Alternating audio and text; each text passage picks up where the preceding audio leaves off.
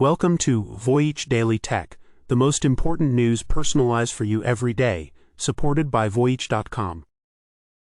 After listening to today's news, you'll know first, UK AI startup Nscale hits a $14.6 billion valuation with a $2 billion raise, fueled by Nvidia and Microsoft to lead Europe's sovereign AI push.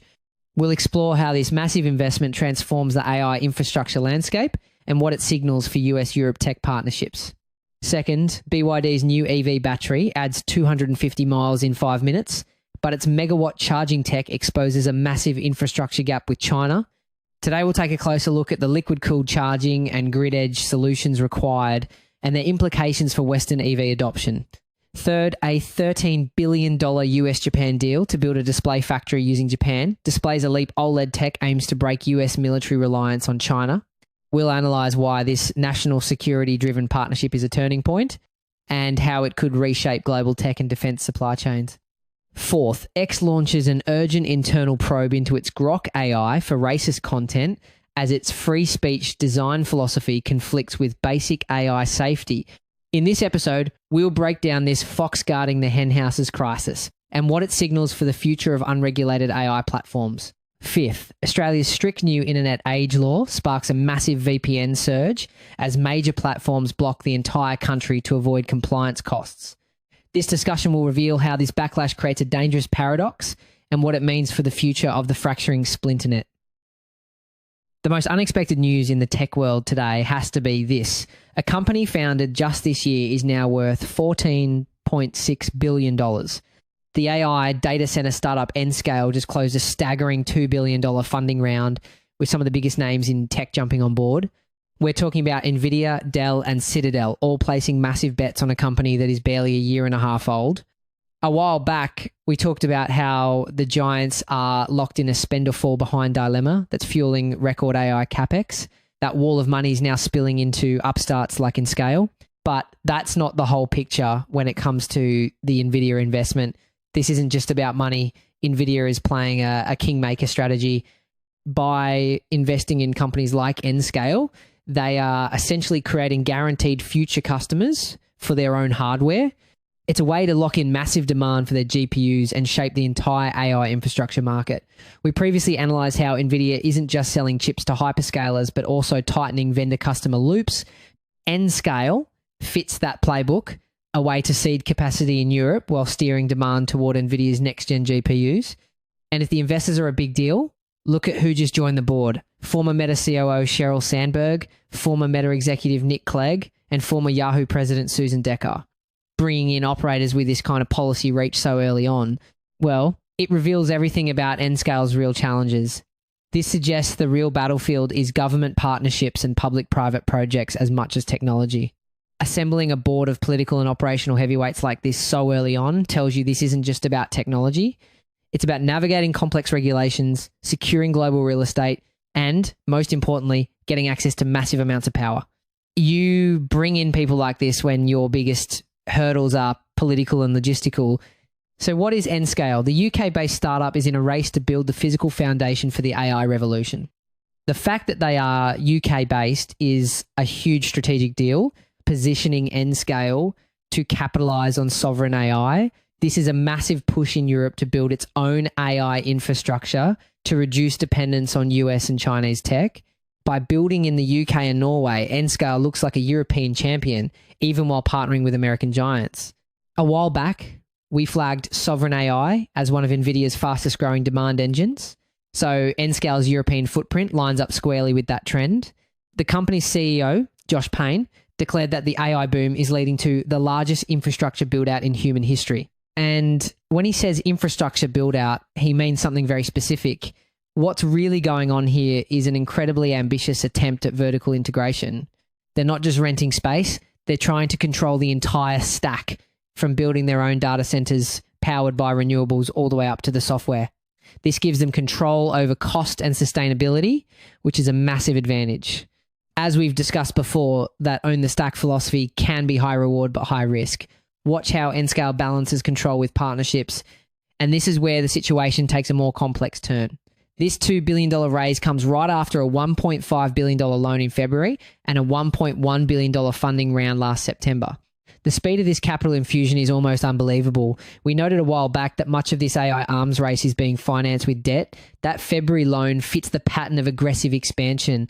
Nscale is already landing monster deals with the titans of the industry. The company recently announced an expanded partnership with Microsoft, reportedly worth several billion dollars. The reason this is so significant is that the initial $14.6 billion valuation isn't just speculation. It's directly tied to tangible long-term contracts like this massive deal with Microsoft, which is based on deploying hundreds of thousands of Nvidia's next-gen GPUs. It's a bet on secured future revenue.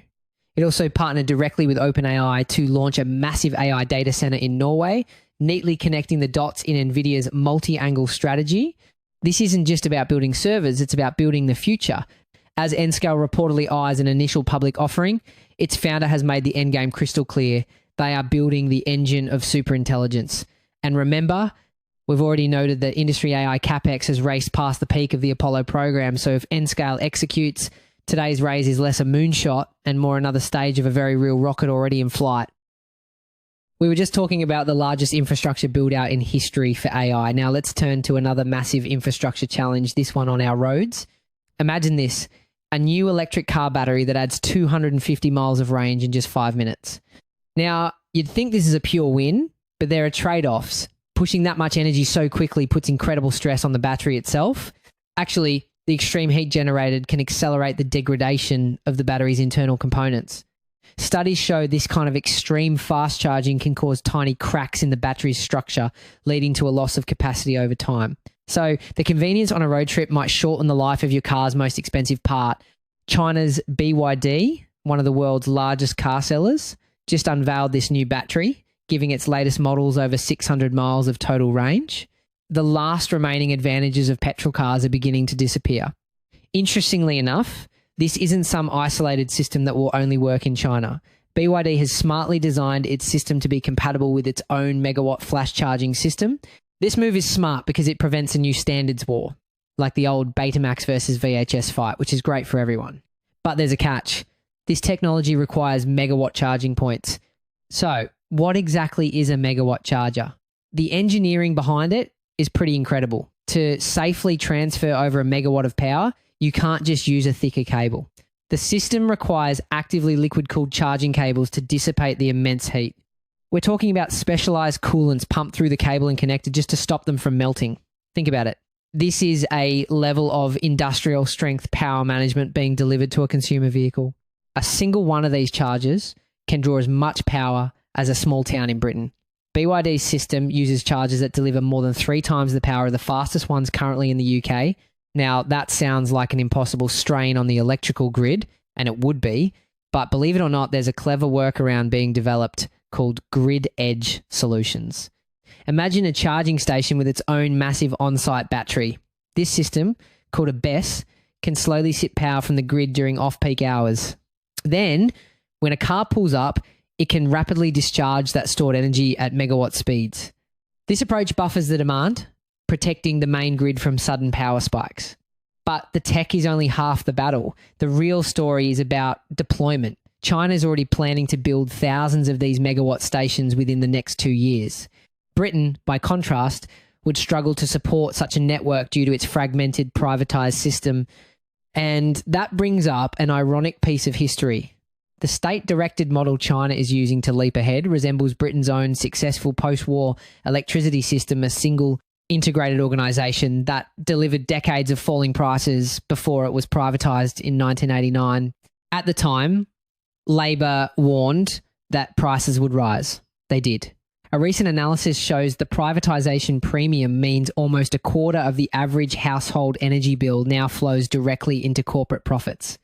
The same pattern hits other services like water. The situation presents a fascinating duality. On one side, you have the fragmented market, while on the other, you have successful third-way models. For example, Germany's Ionity network is a public-private partnership where major rival car manufacturers collaborated to build a massive high-power charging network across Europe. Britain now faces a choice: rebuild the capacity to coordinate its own grid, or watch technologies like BYD's arrive everywhere else. Speaking of state-directed industrial policy and competition with China, a similar story is unfolding in the world of high-tech displays, but with a surprising new alliance. Let's start with a single statistic that might just change your entire perspective on a company. A manufacturer that has been bleeding cash for over a decade, Japan Display, just saw its stock surge 80% in a single day. Once the primary screen supplier for Apple's iPhones, the company was left struggling for more than 10 years after Apple shifted to OLED and Chinese competitors flooded the market. The Japanese government even invested heavily, only to pull out last year after losing about a third of its investment. The company seemed to be on a path to irrelevance. So what's behind this sudden revival? It's not about the company's past, it's about its future. Japan Display holds the key to a next-generation technology called eLeap. This new process for making OLED screens is a genuine game changer, creating displays that are twice as bright and have 3 times the lifespan of conventional OLEDs, all while potentially cutting production costs by 30%. But the technology itself is just the beginning of the story. In a stunning reversal, this struggling manufacturer is at the center of a massive new plan.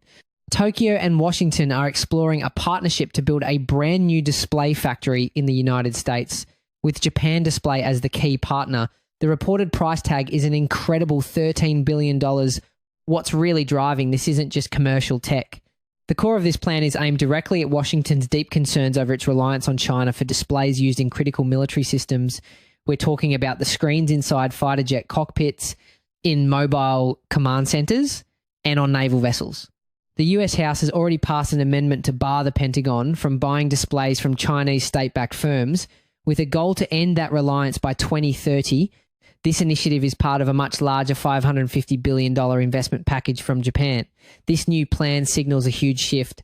After all, Japan's original strategy of creating a national champion on its own soil largely failed. Instead of going it alone, Japan is evolving its role to become a key technology supplier within a US-led alliance, embedding its most advanced tech directly into American defense infrastructure. This entire multi-billion-dollar effort is a direct challenge to a single stark reality. Research firm Counterpoint forecasts that China is on track to expand its share of the global display market from 68% to a staggering 75% by 2028. The race to build an alternative has officially begun. We've been talking about international tech alliances designed for security. Now let's turn inward to a major American tech platform facing a security crisis of its own making. A bizarre fox guarding the henhouses situation is unfolding at X, as the social media platform urgently investigates its own AI chatbot, Grok. To understand why this is such a big deal, you have to know what Grok was designed to be: a rebellious, less restricted alternative to what its creator, Elon Musk, called the woke mind viruses in other AIs. The whole point was to be edgy. So the question becomes, are these safety failures a bug or an inevitable feature of its core identity? According to a report from Sky News, the company's safety teams are looking into how Grok generated hate-filled, racist posts. This isn't just a glitch, it's an internal probe into a flagship product. And there's research to back this up. A study by the Anti-Defamation League evaluated major AI systems on countering extremist content. Grok scored just 21 out of 100, placing it dead last. This suggests the problem might be built into its very design. Meanwhile, this investigation is unfolding while Grok is already under a microscope globally for another major issue: generating illegal and sexually explicit material. Investigations, bans, and demands for safeguards were already in motion. Now, get this. Grok's key selling point is also its biggest weakness. Unlike other AIs trained on curated static datasets, Grok has a direct pipeline to the real-time, chaotic, and often unmoderated content on X. It's like trying to drink from a fire hose. This gives it up-to-the-minute information, but also means it's constantly learning from the raw, unfiltered mess of a global social media platform. This isn't the first time the company has tried to rein in its AI. From a business and tech perspective, trying to fix a massive AI model after it's been released is incredibly difficult and expensive. It's not like editing a document. It involves a process called fine-tuning, which can cost hundreds of thousands of dollars and risks degrading the AI's overall performance. It's the exact opposite of rivals like Google and OpenAI, who spend enormous resources on safety alignment times before time's release. Back in January, XAI announced it had restricted image editing for Grok and blocked users in certain regions from creating explicit images of people. This strategy of blocking features based on a user's location is called geofencing. This very practice highlights a huge challenge for the future of global AI. It's like how a streaming service shows you different movies depending on your country. But it's much harder with generative AI, creating a game of regulatory whack-a-mole and a fragmented user experience worldwide. Now, that regulatory headache over explicit content has escalated. The platform is facing a new internal firestorm over racist output, adding a completely different dimension to the crisis. X now finds itself in a high-stakes battle on two fronts, one against growing global pressure from regulators and another against the unpredictable output of its own technology. This brings the whole situation to a fundamental conflict of interest. The platform X is investigating a product from its sister company, XAI. Both are under the same ownership. With reports of X's own safety teams being downsized, it raises serious questions about whether the company can effectively police itself when its core business philosophy is in direct conflict with AI safety. Speaking of geofencing and platforms struggling to apply national laws, Australia just took that concept to a whole new level, triggering a massive public backlash. Australia tried to build a digital wall around its internet, and the public's reaction was immediate and explosive. In response to some of the world's strictest new online age restrictions, Australians began downloading virtual private networks, or VPNs, in such massive numbers that one VPN app became more popular on the Apple App Store than any social media platform. Here's the battlefield. The government rolled out a nationwide ban on social media for anyone under 16. It also mandated that AI chatbots and pornography websites must block minors or face staggering fines. The country's e-safety commissioner said the goal was to give children the same protections online that they have in the real world, stating, "A child today can't walk into a bar and order a drink." But here's where it gets interesting. Enforcing this isn't as simple as asking, "Are you over 16?" The government is pushing for age assurance technology. This could mean using your official digital ID, which raises major privacy concerns. Another option is AI facial age estimation, but research shows these systems can be inaccurate. The thing is, each method has a serious trade-off between privacy, security, and actually working. The reaction from major global players has been a bombshell. ALO, the owner of a massive network of pornography websites, including Pornhub, didn't just comply. It pulled the plug, completely blocking access for all Australians to its platforms, RedTube and YouPorn. For a company like ALO, this all boils down to a cold, hard calculation.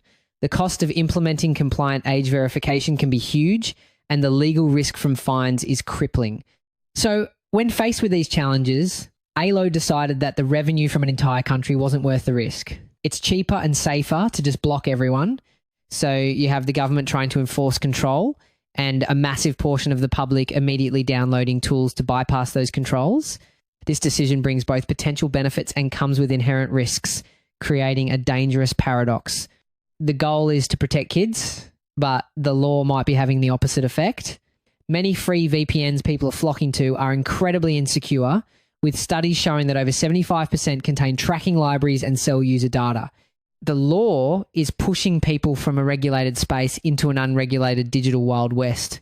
Beyond the user backlash, it's also triggering a market exodus, as some of the biggest players on the internet decide it's easier to block an entire country than to navigate its new rules. The push for a protected internet has sparked a digital arms race. The government built a wall, and in response, citizens are digging tunnels while major companies are simply leaving town. Ultimately, what we're seeing is a perfect example of the splinternet in action. The idea of a single global internet is fracturing. Australia's move forces global platforms to navigate a patchwork of different rules for different countries, leading to a world where your access to information depends entirely on your passport. Australia has just laid another brick in the wall of a divided digital world. That's it for today on Voyage Daily Tech. Follow, share, and stay tuned for daily updates coming your way tomorrow.